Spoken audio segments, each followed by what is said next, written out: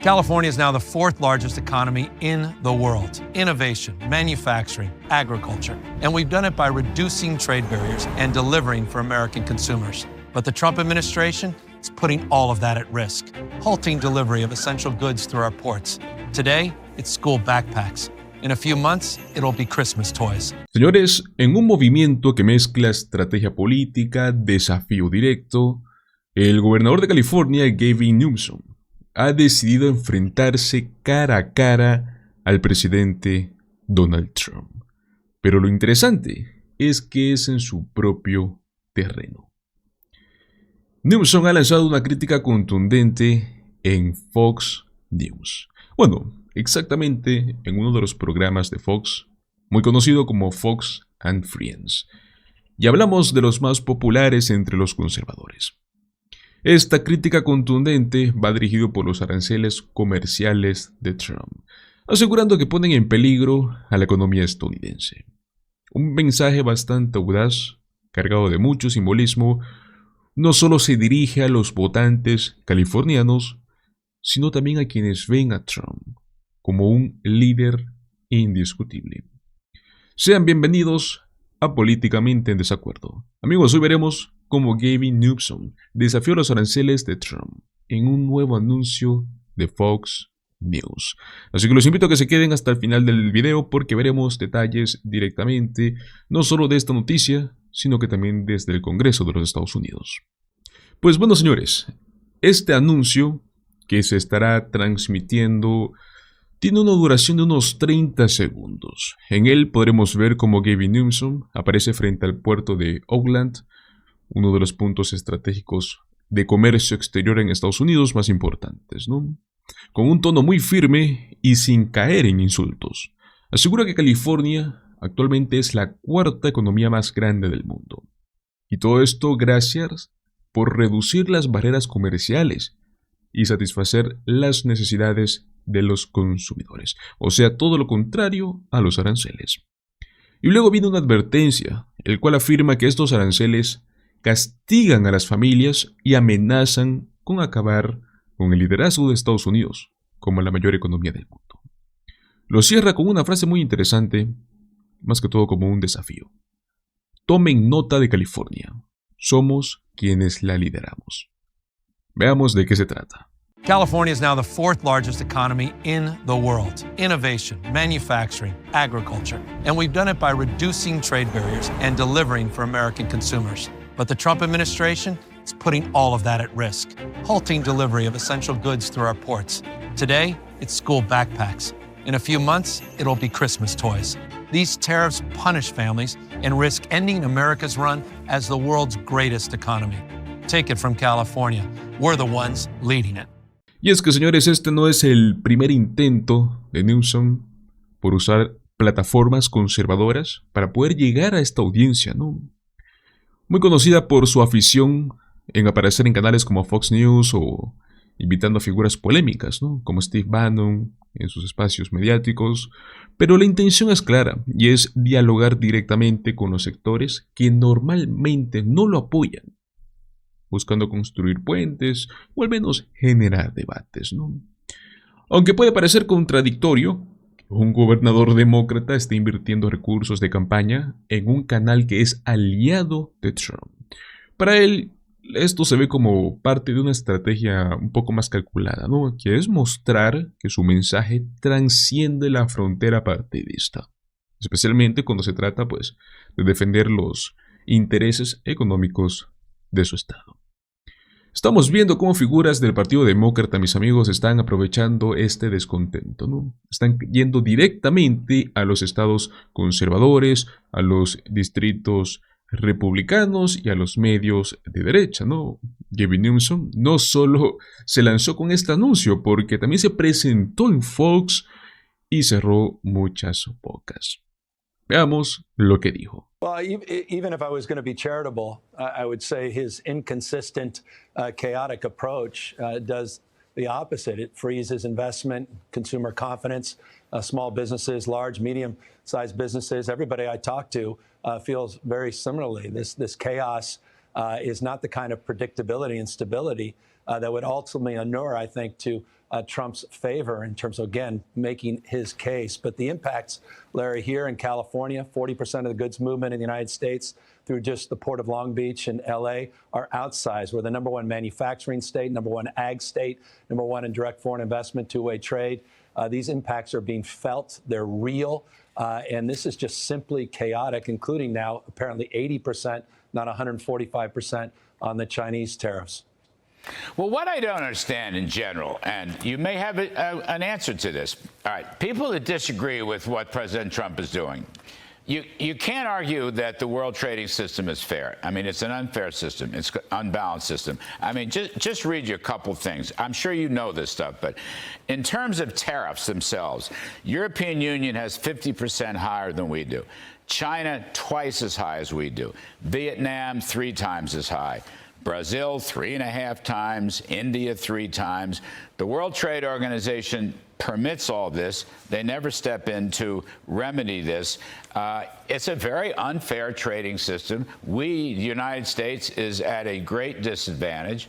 It has harmed our manufacturing. It's harmed our automobiles. It's harmed our agriculture sector. I mean, that's the case. But you can't deny that those tariffs are much higher.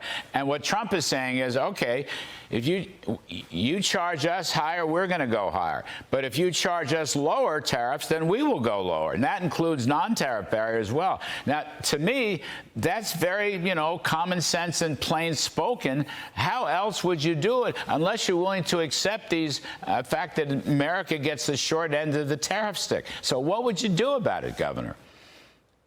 Well, look, I'm not denying, and remember, I hardly said a peep when the Biden administration extended broadly the tariffs against China and then actually tripled them for Chinese steel and aluminum. So I'm not an absolutist when it comes to tariff policy. I just think it should be coupled with an industrial policy that's worker-centered. I think that's missing a little bit. Look, let me submit a recognition of that imbalance, but the approach he's taking is just quixotic. It's destructive. It's having a profound impact on our confidence and our relationships around the globe, our relationships to one another, supply chains.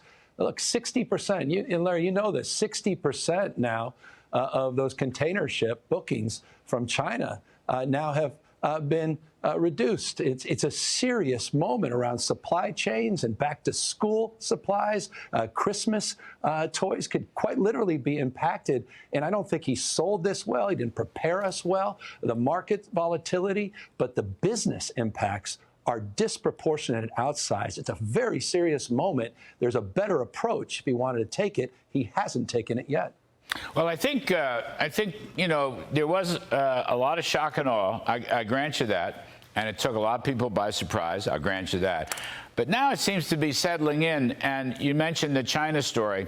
I mean, China's been taking us. Listen, Gavin, I was on the China trade team for two and a half years, and we put together a deal. China, the phase 1 China trade deal. We signed it with much ballyhoo. I don't know if you were at that. I mean, you might have been. It was in the White House. It was in the State Department. We had gala dinners and whatnot. And, what did they do? They didn't adhere to it. They didn't adhere to any of it. They didn't adhere to the fentanyl. They didn't adhere to the intellectual property theft, the forced transfer of technology, the purchases of agriculture, manufacturers, all that. They just dissed us, They lied to us. And so Trump's trying to do something about it.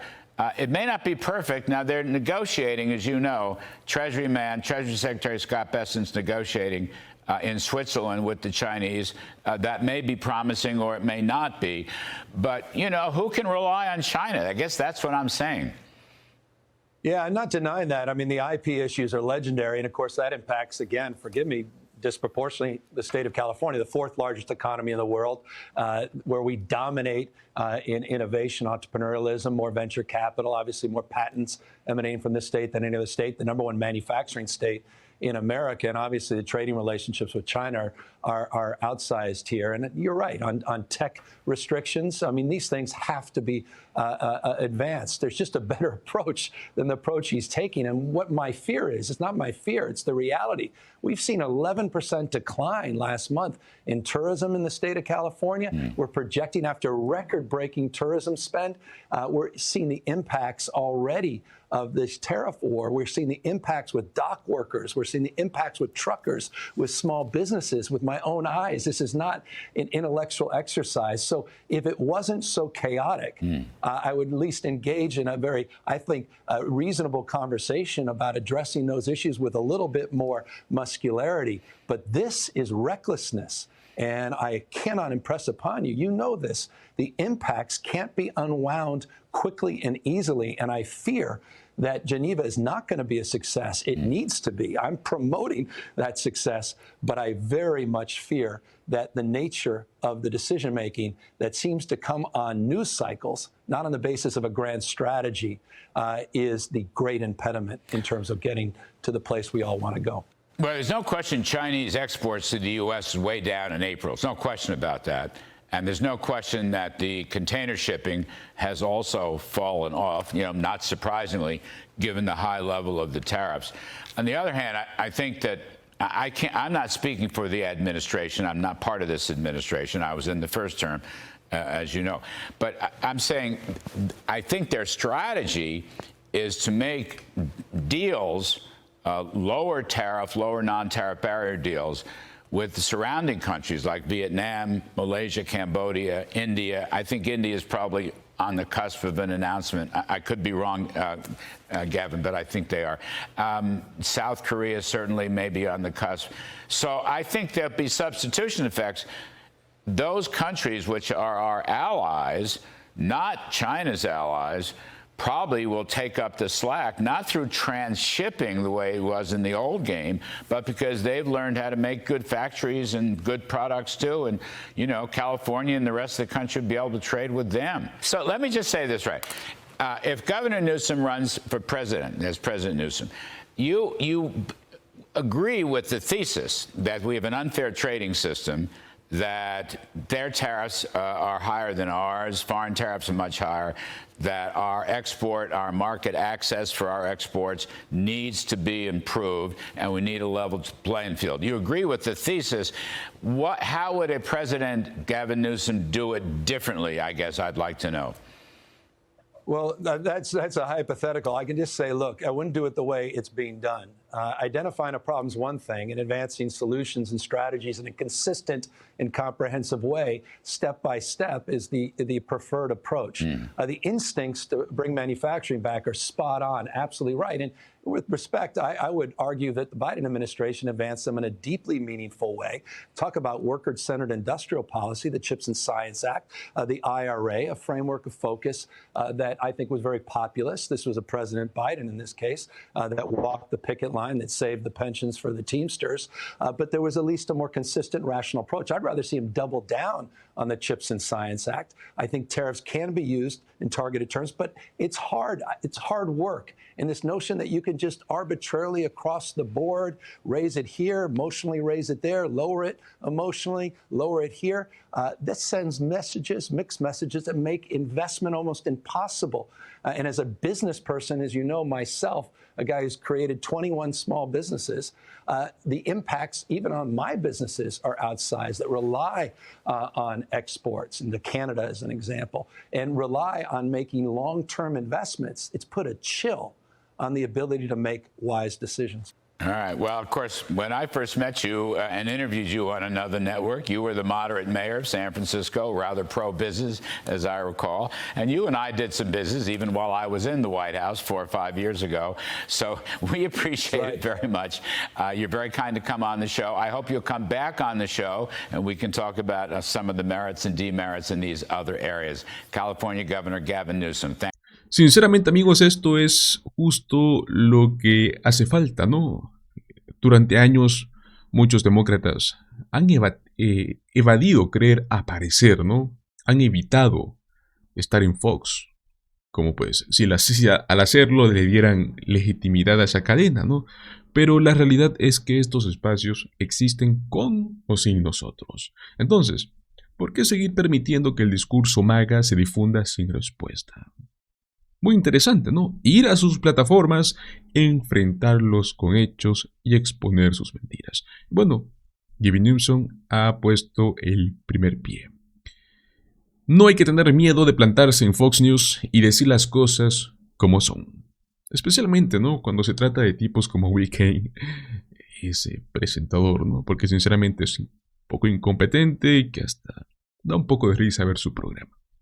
Pero bueno amigos, pasemos al siguiente tema porque estamos directamente desde el Congreso de los Estados Unidos con un caos salido del FBI. Uno de los funcionarios más cercanos de Trump prácticamente ha colapsado públicamente bajo el escrutinio del Congreso, ¿no? Y fue algo un poco perturbador de ver. Kash Patel, actual director del FBI bajo esta administración, está teniendo una semana muy desastrosa. En medio de acusaciones muy serias, como por ejemplo que está utilizando aviones del gobierno para viajes personales, que pasa más tiempo en clubes nocturnos que trabajando. Y bueno, ayer tuvo que presentarse ante una subcomisión del Congreso. Y amigos, lo que ocurrió ahí fue vergonzoso. Veamos esto. In your Senate confirmation hearings, you repeatedly denied having any involvement as a private citizen in the firing of FBI officials who engaged in the prosecution against January 6 insurrectionists, the violent rioters who beat and killed Capitol police officers, and whom you referred to as political prisoners. Since then, multiple whistleblowers have come forward, and we know that you likely committed perjury.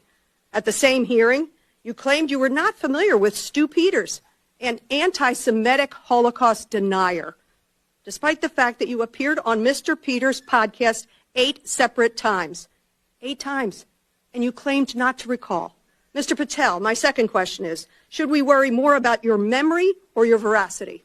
We should worry more about your lack of candor. You're accusing me of committing perjury. Tell the American people how I broke the law and committed a felony. Have the audacity to actually put the facts forward instead of lying for political banter so you can have a 20-second donation hit. Y créanme, señores, eso no fue lo peor. Algunos fanáticos de la derecha hasta aplaudieron ese momento, ¿no? Como si hubiese sido una gran victoria. Pero honestamente, a mí más me pareció como una rabieta, ¿no? De un niño mimado. Aunque claro, en la era Trump, eso ya no sorprende a nadie.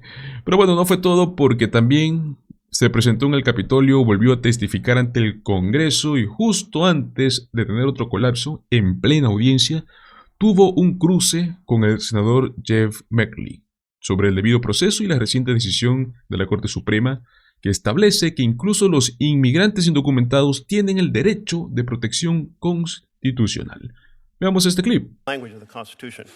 It concerns me that you're not familiar with the core concept of due process applying to all persons as written in black and white in the Constitution. As the first public defender who's ever served the FBI as its director, I am more aware of due process than any predecessor in my seat.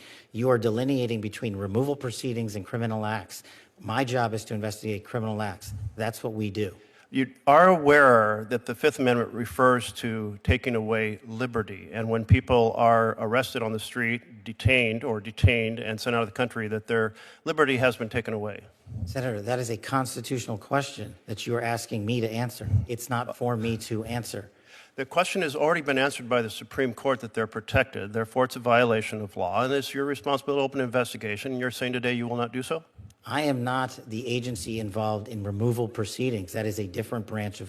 Y todavía se pone peor porque en esa misma sesión, la senadora Patty Murray le preguntó por qué el FBI aún no ha entregado su solicitud presupuestaria al Congreso, ¿no? Recordemos, todas las agencias del gobierno federal dependen del presupuesto que aprueba el Congreso. Y cuando le preguntaron sobre esto, si es que ya iba a presentar este presupuesto, esta fue su respuesta. Escuchen. The FBI does really crucial work to keep our nation safe, whether it's stopping criminal organizations or domestic terrorists, protects our nation's secrets, it prevents cyber attacks, keeps our children safe from harm, and a lot more. So this is really sober work with extremely high stakes. And I'm concerned that instead of focusing on the incredibly important mandate to keep Americans safe and to help impartially enforce our laws under your leadership, Director Patel, the FBI has been weaponized to go after Americans who disagree with the president. FBI resources have been diverted away from combating terrorism to focusing on immigration requests. And all of this, the diverted missions, the fewer resources, fewer agents, heightened politicization, is happening now under your watch, and it is, I believe, making Americans less safe. Now, let me just start with the budget. As Ranking Member Van Hollen noted earlier, this hearing is being held without the FBI's fiscal year 2025 spend plan and a full budget request for fiscal year 2026. The spend plan is required by law. It was due to Congress over a week ago. We have not yet seen it. That is really absurd. The FBI is our nation's leading law enforcement agency, a budget of $10.7 billion. It is critical that we understand how you are spending taxpayer dollars. So, Director Patel, when should we expect this FY25 spend plan for the FBI? Have you seen it? Have you reviewed it? When will we get it? I'll get you an answer, ma'am. I don't have a timeline on that. It was due last week by law. I understand. And your answer is you just understand. You're not going to follow the law? My answer is that I am following the law, and I'm working with my interagency partners to do this and get you the budget that you are required to have. And you have no timeline? No. Well, we also need a full budget request, not a single paragraph full of wild talking points that we saw with the skinny budget proposal. We're now having a budget hearing without a budget request. So, Director Patel, where is the FY 2026 budget request for the FBI? It's being worked on, ma'am. Have you reviewed it? Have you approved it? Not yet. When will we get it? As soon as I can get it from my interagency partners and get it approved. 6 months from now? I don't know, ma'am. I'm not going Well, to make how up a do timeline. we as Congress do our budget and our work without that request and without the spend plan? Well, ma'am, I'm here. I'm don't doing the care. best I can. I can't make up answers. I'm going to commit to you to work on getting you the information you need. That is insufficient and deeply disturbing. No response? I've given my response. Well, the FBI is already down 1,900 employees since 2023 as a direct result of the Fiscal Responsibility Act. And under the Trump administration, FBI agents, analysts, linguists, cyber experts, and scientists are being asked to do a lot more in order to keep us safe. Director Patel, we all know that budget cuts will reduce the FBI's ability to counter threats of terrorism, and it will hinder its ability to keep pace with firearm background checks and shutter operations that combat violent crime, drugs, gangs, and transnational organized crime. Now, I understand that you told our House colleagues yesterday that you don't want to reduce the FBI workforce, meaning that you disagree with what President Trump is proposing? No, I agree that we can sustain the mission with the proposed budget, and I agree with the budget. And as I said yesterday, I believe that what I said was I can do more with more. And I gave examples of what more we could do if we were given more. Well, it's different than what you told the House yesterday. So what are you communicating to the President and the White House about what you need? And again, we don't have a budget request from you, so I'm not sure what you're asking us for. I'm not asking you for anything at this time. You can operate without a budget? I never said that. Well, this is unprecedented. Okay, well, let me just go to another topic since you're not going to answer that. The FBI partners with state, local, and tribal law enforcement organizations. They provide critical intelligence and operational capabilities to combat violent crime and gangs and terrorist threats, fentanyl trafficking, challenges that our local communities really can't face alone. I'm going to give you an example. A few years ago, the Southeast Washington Safe Streets FBI Task Force worked with our Benton County and Franklin County Sheriff's Office, multiple Tri-Cities police departments, and the State Corrections Department to carry out one of the largest ever drug seizures in the region's history. Now we've got an administration already cutting more than $800 million in assistance in 2025 to local law enforcement organizations while proposing a $500 million cut for the FBI. Director Patel, can you explain to this committee? Ahí lo tienen otra vez. Es ese aire, ¿no?, de adolescente malcriado.